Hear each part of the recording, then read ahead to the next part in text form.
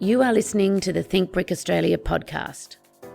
Think Brick Australia represents the clay, brick and paver manufacturers of Australia. Brick by brick, our podcast will discuss technical information and architectural case studies with special guests. I'm your host, Elizabeth McIntyre, the CEO of Think Brick Australia.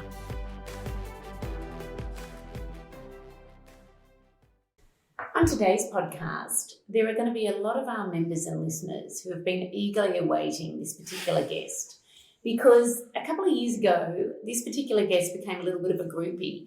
His presentations at our Think Brick roadshows were sought after, and he came all along the eastern seaboard to talk about it. Please join me in welcoming J.AR Webb. Wow, what an introduction. No pressure. I'll never forget one of the presentations was about when you were checking on the watercolour and you wore terracotta pants. I want to get that photo so I can put it up on the Instagram if possible. It's a good icebreaker, that image.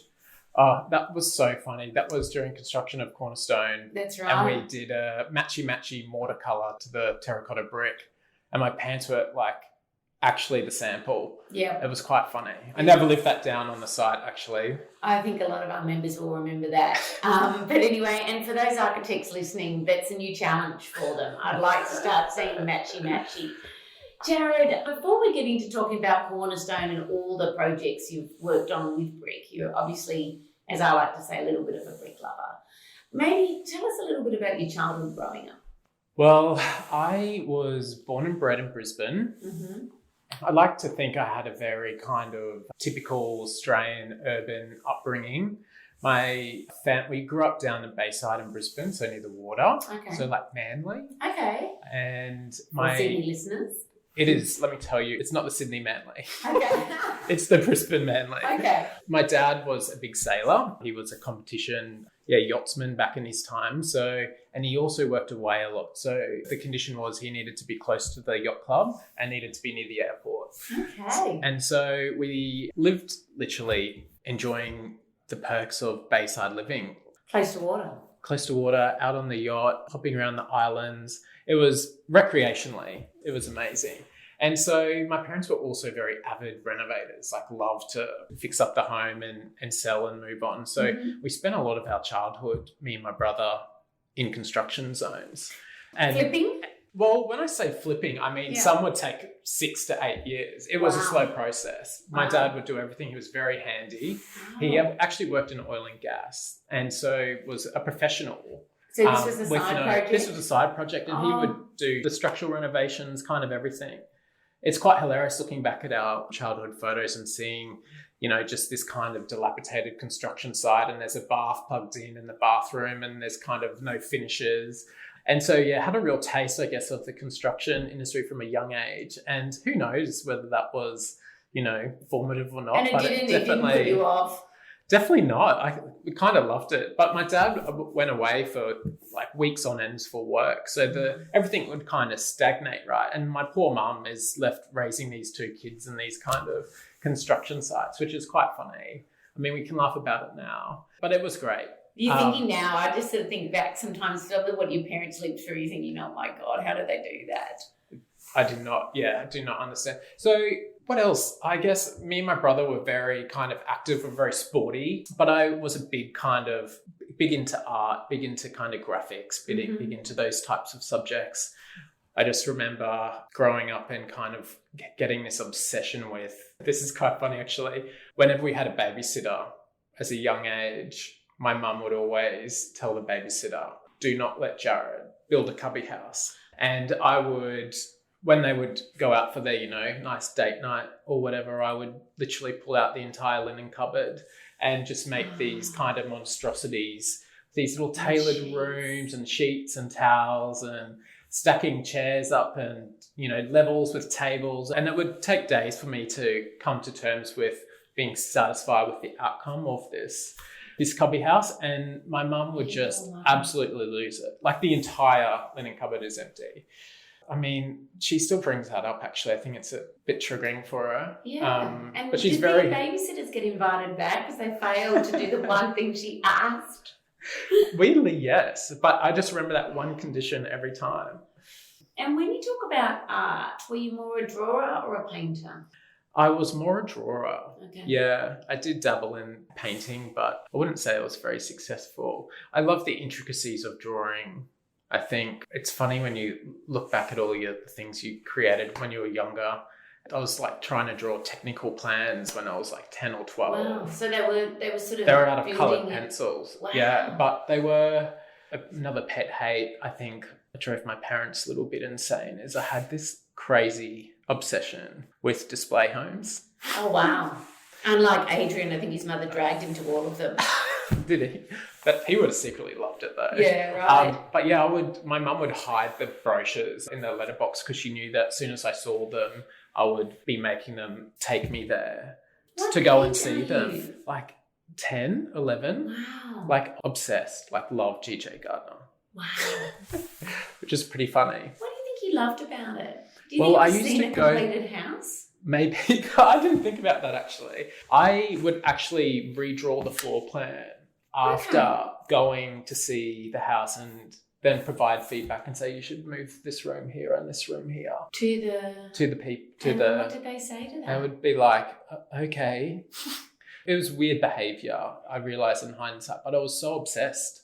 So was it really about space for you? Or Very was it much about... so. Yeah, okay. And later on, my parents built a house and this one got fully completed. Right.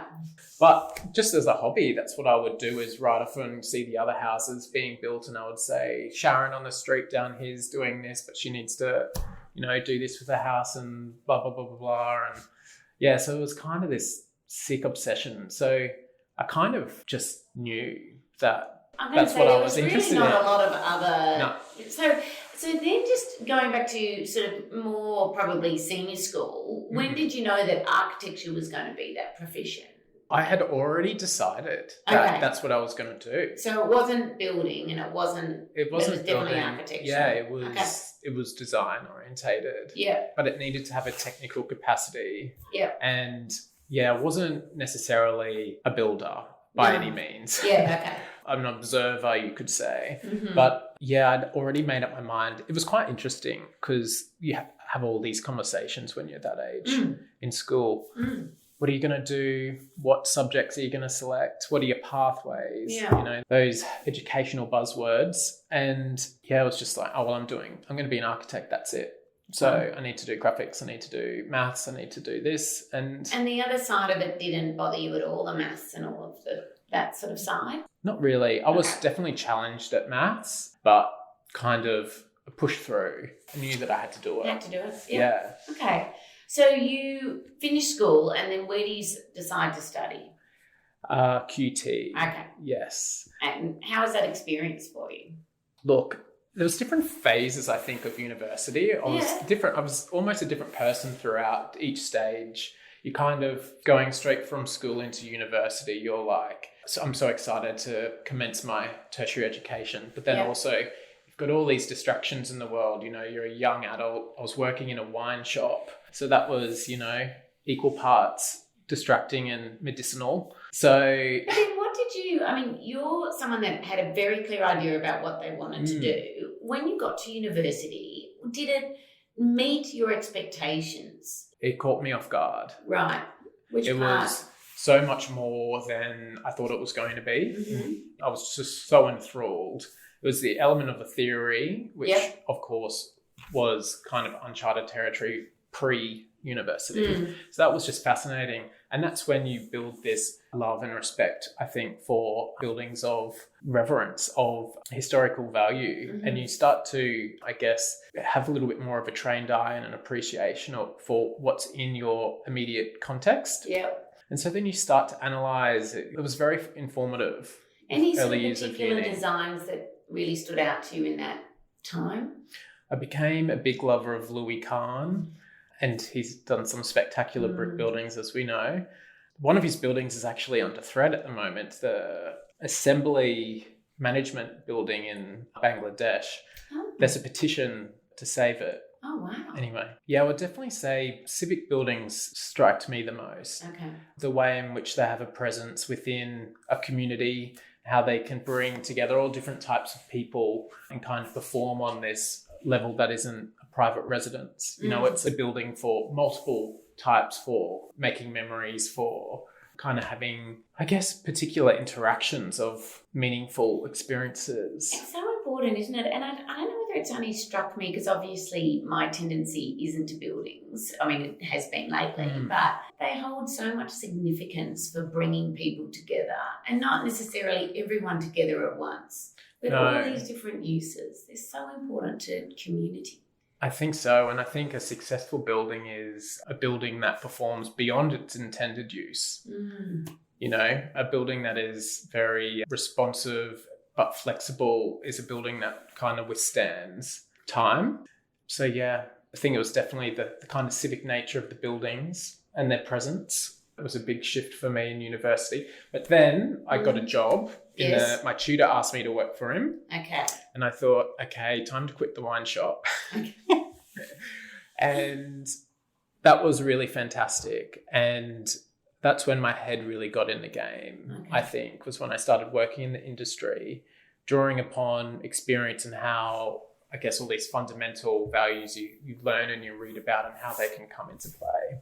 And do you think, I'm just wondering, because your concentration was so residential before you got to uni, like you got that whole other side of civic, that the impact you could have through buildings maybe. Well, yeah, I think that's what was also so fresh for the mind. Yes. You know, I kind of, hadn't been exposed to these kind of grand buildings before, you know, in suburban Brisbane, and it, so it was just, it was a feast, that was for sure. And so you started doing work experience now with an architect. So I started working for my tutor and I was working almost in a full-time capacity and studying full-time. Very full on, but it was such a great way to really cut your teeth. And there's no better way than seeing what you're studying and doing it at the same time. And look, the work was pretty uninspiring. It really was more about working on technical capacity and learning about how to interact with other disciplines and coordinate and all those really crucial elements that go into making a building in the background. And, you know, those kind of behaviours and lessons that gave me a really good foundation in that really kind of formative time at university. So that was fantastic. And then I got a job with Richards and Spence in my master's at the end. That was 9 years ago, I think now. And did you travel between? Did a lot of travel. Okay, so talk to me a little bit about that. What was really great is my dad actually moved overseas. Family kind of separated and Dad moved overseas and moved around to quite a few different places. Lived in Tokyo for a few years, lived in London for a few years, lived in Jakarta for half a decade. So we're really able on our school holidays to go and experience these cultures over these extended periods where Dad would go to work and we would just be like free for all and would go to museums and learn about other cultures and eat and dine and do what teenagers do. And is this with your brother? Yeah, with my brother. He's older? He's 2 years younger than me. So he was not into it at all. I was going to say, did he share any of these? No. He definitely not. It was quite funny, actually. But yeah, so lots of travel. Tokyo was quite amazing. And just when he was even when we were in London, we were able to go and visit Paris, and you know, the accessibility to everything was insane. It really opens everything up. I mean, as much as we don't want to feel like we're isolated, we kind of are here. Very much so. Yeah. And you realise this when you're over there, I think. Yes. But I think it's also because Australia is so new in comparison. Yes. And I think it's what a lot of our existing kind of urban infrastructure and buildings lack, and that is history and this layer of time, you know. So you go to these old cities and there's remnants of ancient civilizations intertwined with hundreds of years of further buildings on top, on top, on top. And that's just like quite amazing to see those layers. And then you kind of think about our cities, and I think about Southeast Queensland, and I think, God, there's this culture and got a long way to go, but there's this culture of removing the past here, you know, and starting again. Yes. And then, so I feel like there's a real shift in mindset that needs to occur in some areas so that we can have these beautiful historic buildings that everyone has a memory of or a fondness of in time. And it's true, we just did a podcast this week on heritage, and I think one of the biggest educational things for me was understanding that heritage is keeping things that are not necessarily beautiful. Correct. But they do mean something. They identify a time and a place or a period, and maybe they are beautiful over time, but or maybe they're beautiful to different people. Yes. But I do agree with you. I think we lose a lot of that here. Mm. And so you start at Richardson Spence. You're still doing your masters. Still doing masters, finishing up my masters and working with them. And what's one of the first projects you start working on? Cornerstone stores of all buildings, and that was fantastic. That took about 4 to 5 years to come to fruition. But yeah, that was a real beautiful project to be part of from a conceptual stage. And then just talk us through some of the sort of, I want to say highlights, but I know that there were a lot of challenges with that building as well. But maybe talk us through some of those. Because, I remember when we were going through that project, you were making things funnier than they were at the time. But what I loved about it, it was so authentic in the sense that we all have mistakes that we want to make look like they were intended. Oh, totally. And I think what I've learned over time is you've got to be a little bit less precious about these things. Otherwise, it will torment you. So you've got to kind of put your inner perfectionist to the side, especially when you're creating buildings that are completely man-made. And that's to the brick skin on the outside. Mm-hmm. That's the pro and con of brickwork is that the pro is that it's a beautiful handmade canvas that goes across a building, or a building's made out of it structurally, and it is laid hand by hand. But if that is not treated with care from the beginning, and it's the only material you're using, then it's going to be an issue, which is what we came into on Cornerstone. Yeah. But we did get there. And it was right near a surfing beach. It was. So Cornerstone, it was a beautiful brief by a family developer down the Tugun. They wanted to create a new heart for their community that had a focus on young and small businesses in the area. So all the tenancies were made to be quite small and affordable for young businesses, and it is centered around a communal courtyard, and it's outdoor dining, and it's dog friendly, and an anchor tenant, and it just pumps. And it's near the beach. So it's when you want shade, you're heading to this brick and concrete monolithic structure with a pandanus tree in the courtyard, and you're having your oat milk, whatever milk you like, latte. Yep. And so that was a really great, the client from the get-go wanted to create a destination. And so you don't get too many briefs like that. Mm-hmm. So that was really special. So I would say that was a big pro, as was working with that client on that project. It's a weird thing when you work with someone for so long and so close, you form such a deep friendship and relationship with them. And one of the things, I've come to admire a lot of things about architects that I do, but it's just some of these projects take absolute years. And, then when I realised some of them have started from a competition, just so many different obstacles along the way. Tenacity, I think it's called. And outside of, we've talked about the mortar colour and obviously coming to grips with the fact that humans are involved in bricklaying. Were there any other aspects of that changed your perspective on brick, or that surprised you in that first sort of project? I would say beyond its modularity, brick can be quite temperamental as well, which I think is fantastic because it brings extra character to the building. That was a dry pressed brick. So when you say temperamental, what do you mean? I mean temperamental in that there's so many factors outside of one person laying a brick that contributes to making this brick building. It's about the weather, it's about the moisture in the air, it's about the humidity, it's about the mixture in the mortar, the wetness of the mortar.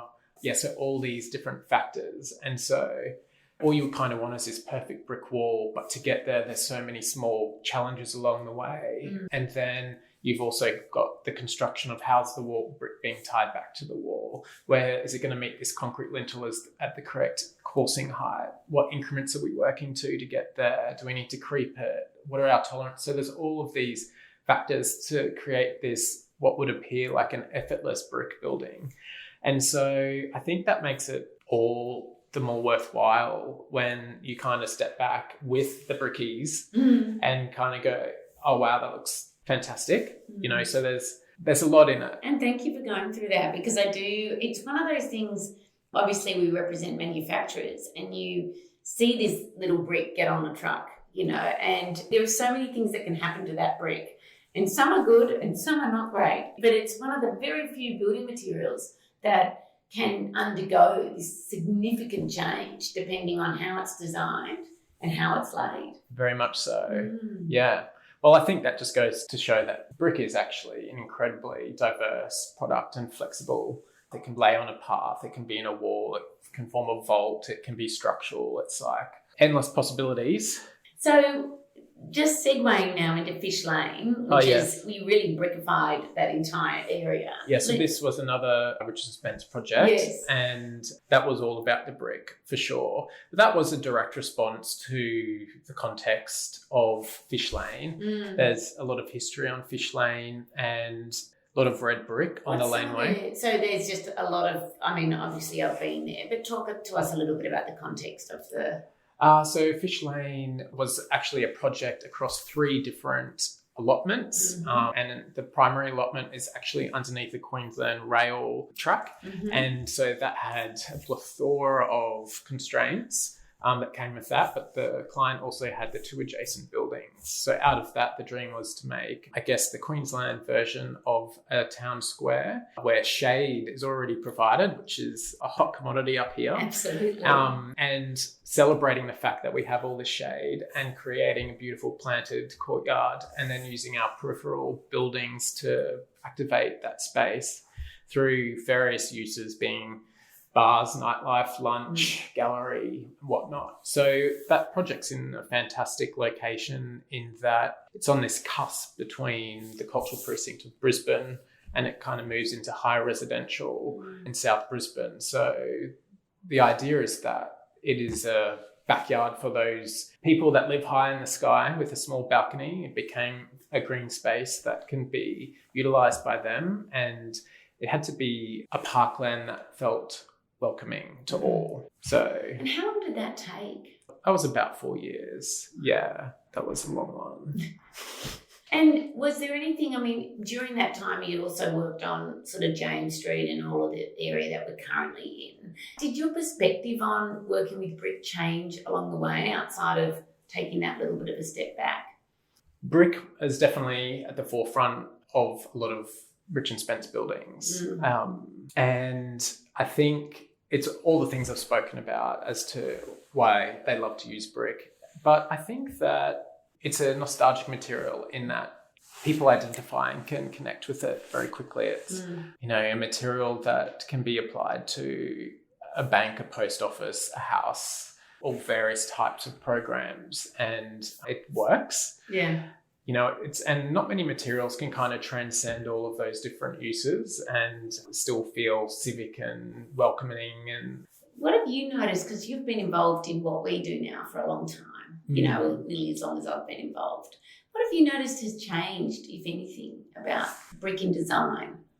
I think that, you know, 10 years ago, when you did a brick building, people would say, oh, why brick? Why aren't you just rendering it? Are you going to render that?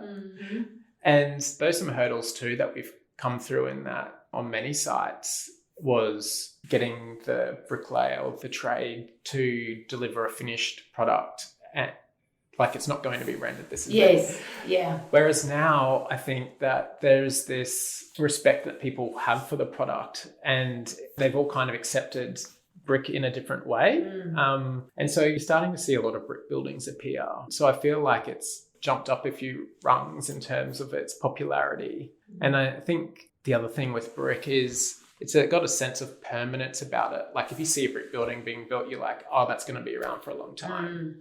Yeah, it's a real sense of presence. Yeah, so and I think that that's the other thing that goes hand in hand. Like architecture in general is a permanent thing. It should be permanent. We shouldn't be erasing them every 10, 15 years, 20 years. So when you create a brick or a block building, it's like, this building's here to stay. Let's make it intentful. Yes, I love that. Jared, talk to us about what you're doing now. So I've just started my own practice, J.AR Office. Yes. Yes, thank you. Bittersweet, but really enjoying it. I've got lots of exciting projects in the commercial kind of realm, which is fantastic.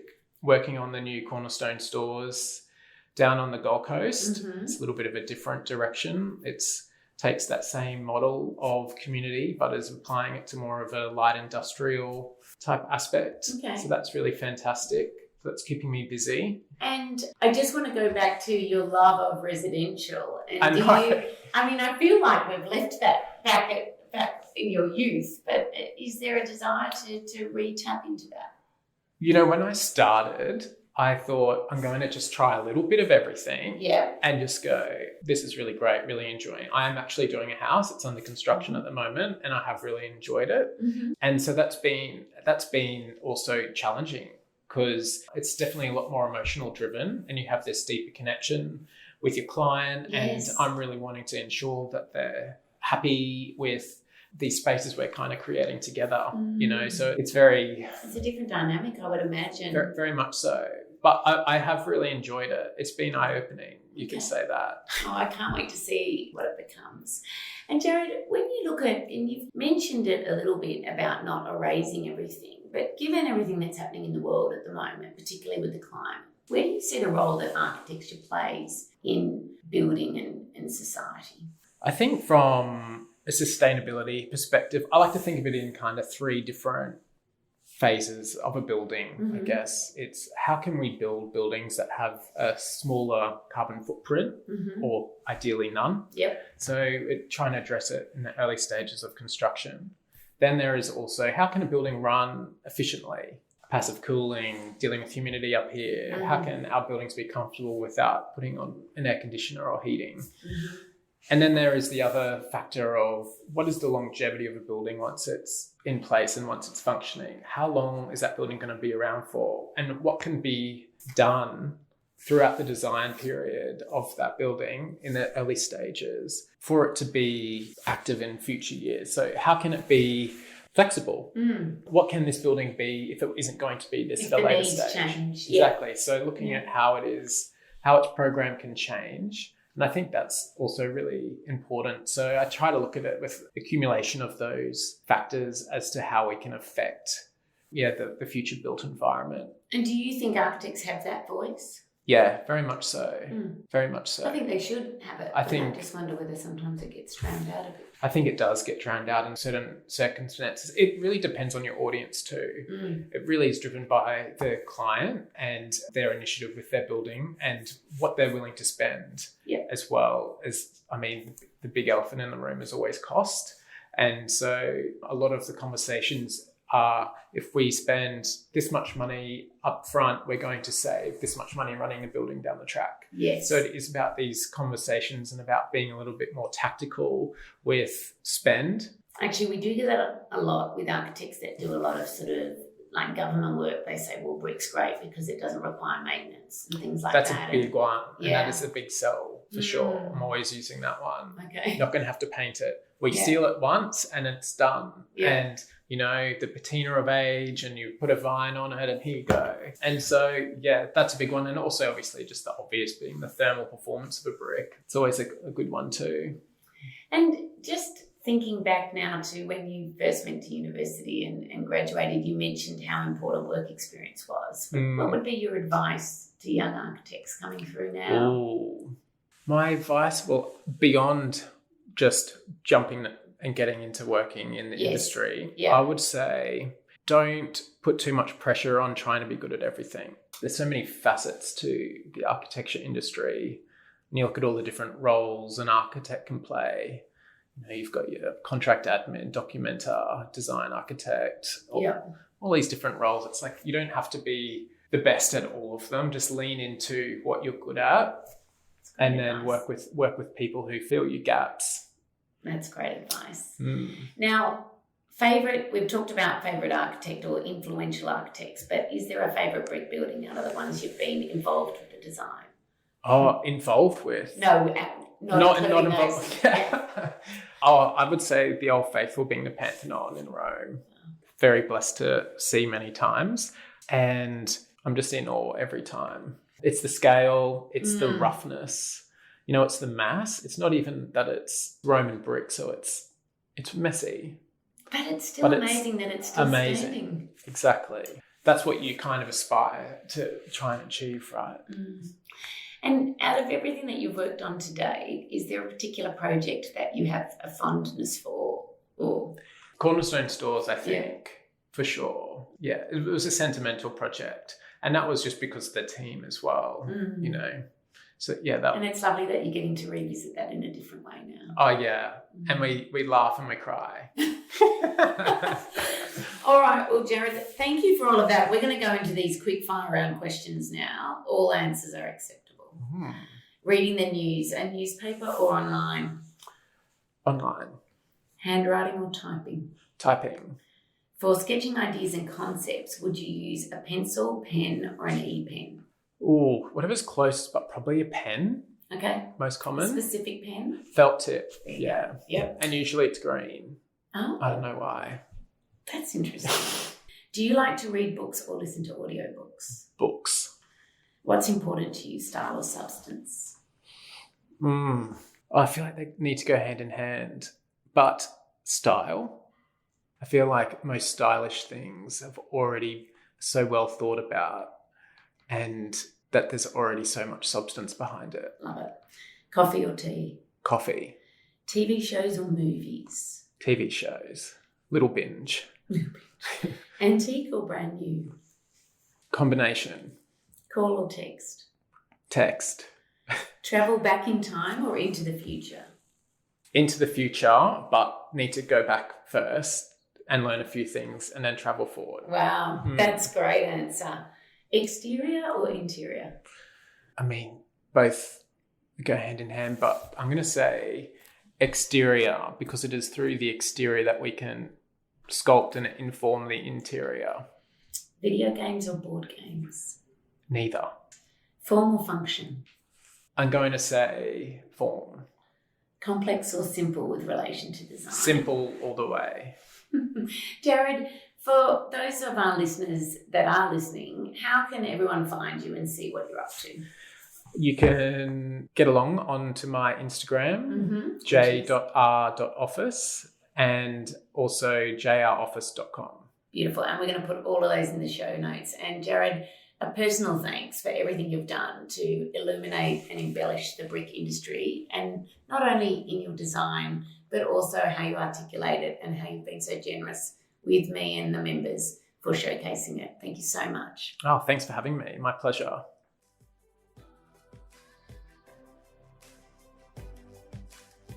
If you have enjoyed this podcast, please follow, rate, and review our podcast. We are always looking for new ways to think brick. If you have an idea of what you'd like to hear about, there's a link in our show notes to let us know.